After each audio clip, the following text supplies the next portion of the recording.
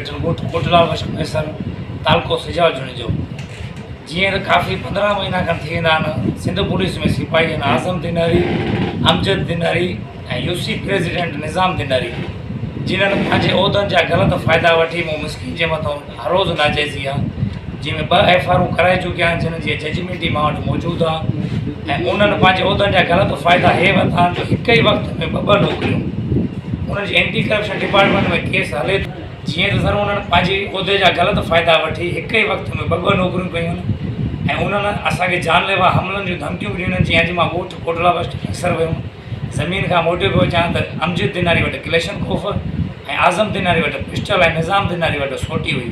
जेकी मां असां विड़िया मां MC दाह खणी सिजाल चौक ते रोड ते क़ुरान शरीफ़ खणी बीठुमि की मुंहिंजी को दाह ॿुधण वारो कोई कोन्हे सिजाल थाणे ते पहुतमि त पुलिस मूंखे को बि रिस्पॉन्स न ॾिनो अञा बि मूंखे धमकाइनि पिया मां SSP खबर शिदार कोट DIG लाड़काना